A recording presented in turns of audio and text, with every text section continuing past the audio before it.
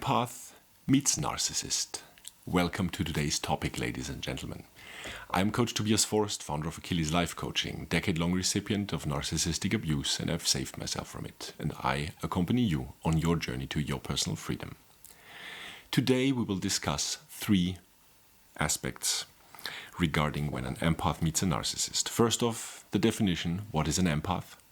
Second, the problematic dynamic in a relationship between an empath and a narcissist. And number three, constructive criticism and what you in your personal life can change. Number one, what is an empath? An empath is a person that has above average empathy. That sounds great. What is actually empathy? Empathy is the ability to understand a person's feelings. I will do one thing and I will add two words into that definition due to the German definition of empathy, including those two particular words. So when you go to the site duden.de, D-U-D-E-N.de, you will find under empathy, the German word, a slightly broader definition of the term. So we will add willingness and attitudes. That will lead to the following definition, the upgraded definition basically from the German version, that reads as follows: willingness and ability to understand a person's feelings and attitudes. That said, let us proceed to point number two, the problematic dynamic in a relationship between an empath and a narcissist.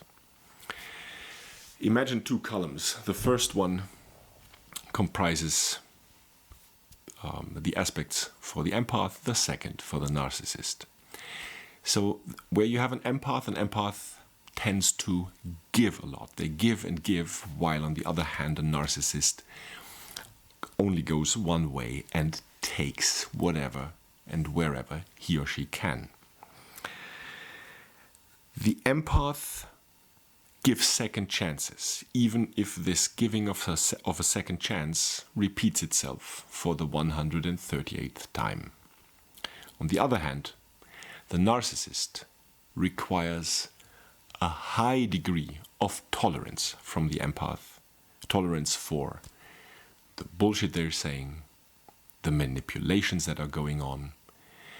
The narcissist says A but acts out B, and when he or she is caught actually having done B, and it must be your fault, ladies and gentlemen, of course, because you didn't listen or you might have misunderstood, which leads to the tolerance for the gaslighting.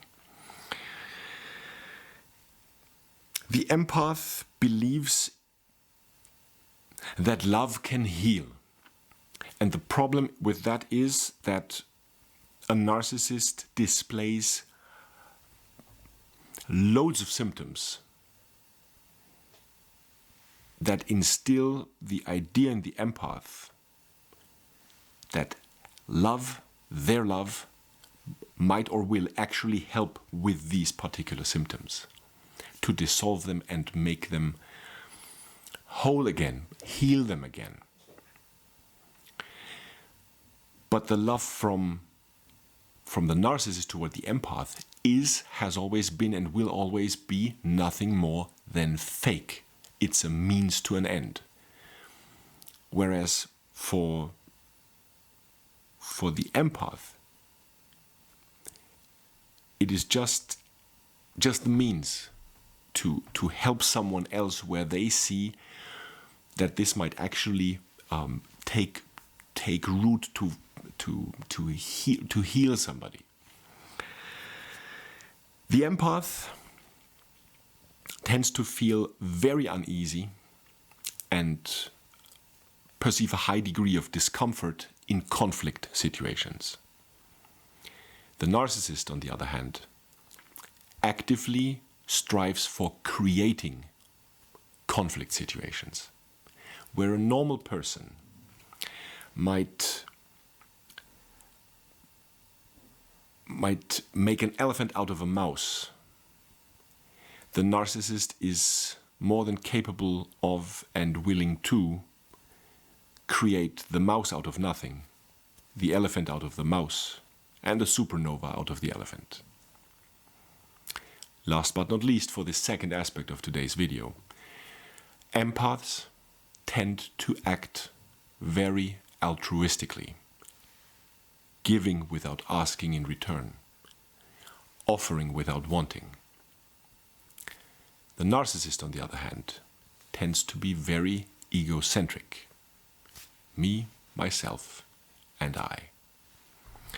Now to point number three, ladies and gentlemen, constructive criticism. And with all that in mind that we just discussed, what can you proactively do? What can you change in your life so you will be better off and find a place of healing and, at some point, freedom as much as possible from the narcissists in your life, especially the one that you might be in a relationship with. Your same behavior will lead to the same results. That is a good thing as an empath when you interact with normal people. Because from your high degree of empathy, of being able to understand the feelings and attitudes of people, as per our upgraded definition, you will be able to extrapolate possible solutions and offer them without asking anything in return. On the other hand, your same behavior leads to same results is a bad thing when you interact with narcissists, because they will use you and abuse you until there is nothing left of you, your empathy and your essence. And it might even not end there, ladies and gentlemen. At the point of discard, you might even be faced with the insult in your face that you're simply no longer the person that you once were. Well, no shit, Sherlock, narcissistic Sherlock, because they had the largest hand in exactly that process and that outcome. And we, ladies and gentlemen, want to prevent that. That is what this video and the rest of the content here is for. You are sitting on a gold mine, on nothing less than a gold mine when it comes to your high degree of empathy. Do not, ladies and gentlemen, do not waste it in ignorance and blindness. Because when we think back to the so often discussed Egyptian mythology example of the god Osiris, willful blindness has a very, very high price. And there might be a point where you cannot pay the price without help of other people, or even worse, where you might not be able to pay that price at all. So take active responsibility for your behavior when it comes to who you offer your empathy. How does that taking responsibility, how can that look like? What can that look like? Number one, act according to the concept of mental point of origin, coined by Rollo Tomasi. Ask yourself, with enlightened self-interest, in any interaction with your narcissist in your relationship, how does it affect me? Are you feeling sad after this interaction? Did they invalidate you again in front of others? Did they just violate your boundaries again? Did you have to betray your principles again in order to calm the mood of Mr. or Mrs. Special? How does it affect me is your question to yourself according to mental point of origin. Number two, regarding taking responsibility for you in your life. Distance yourself from the illusion of action. The illusion of action, a term coined by Coach Corey Wayne. The illusion of action, this is something that primarily us men, us guys are susceptible to, but it also affects you ladies, but to varying degrees. Distance yourself from the illusion of action. Stop thinking, if I do A or B or C, then that outcome will be better there, or in the case of B, there won't be this problem, or that particular aspect can be mitigated if I only act accordingly. A relationship, ladies and gentlemen, should not be a transaction. It should be two people with the willingness to give one another. Next to last but not least, 3 critical, self-critical ideas for you that I suggest you ponder. Number 1. Is there the occasional egoism in what you are doing for your narcissist? If no, fair enough. If yes, why? That's not really very empathic in those particular cases, should you answer with yes on certain occasions. Idea for self-critical reflection. Number 2. Do not or no longer accept your own self-talk of, well, this is how I am. I'm an empath, this is how I am.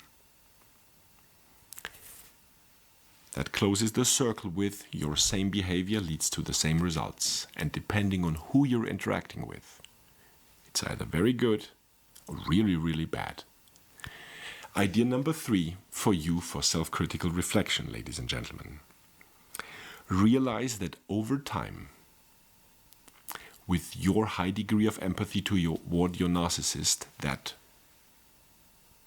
brings about certain actions and behaviors from you toward them, will ultimately lead to you becoming an enabler, a flying monkey.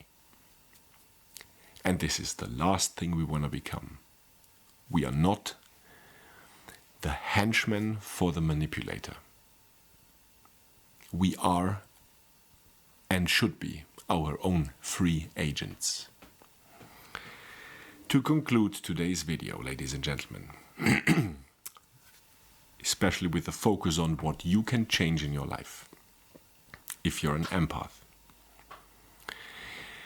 Number 1 is radical acceptance of the following fact. Radically accept that your empathy is of absolutely no positive use with your narcissist. Number 2, your empathy needs to be earned. And this might be a very new concept for some of you empaths out there. Let people earn your empathy. Take your time in dating and a relationship to casually get your data points, your information from the person you're dating that does not yet maybe display the red flags that are typical of narcissism. Because if you take time and there is a narcissist sitting across from you in your home at the restaurant table while you are dating them, the red flags will come out. And when you hear them speak about the same emotional injury, the same trauma, the same dire situation they've experienced back in the day, and you see that you hear that this is on repeat every single time, and you perceive no change, no, you don't hear anything regarding what are they actively doing to change it, these people do not deserve your empathy. Ladies and gentlemen, you and I, we are in an age that mankind has never seen before. A few clicks on plastic enable you to watch me and me to interact with you in the comment section or talk on the phone in a coaching session. The information of channels like mine and like-minded content creators that have a high interest in helping other people has never been that easy. It has never been that easy to get help out there. Psychologists are out there dealing with very particular problems and offer an aid to help people solve that and to enable people to take their power back over their own lives, livelihoods, their emotions, their hearts and minds.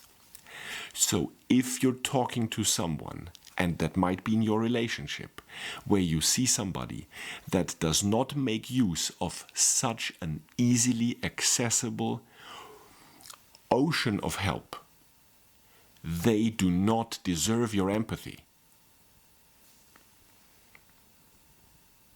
Last but not least, to close the circle with the definition of empathy.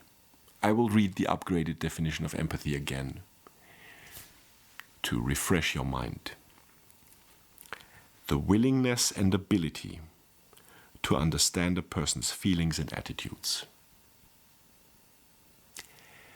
You need not work on your ability, ladies and gentlemen.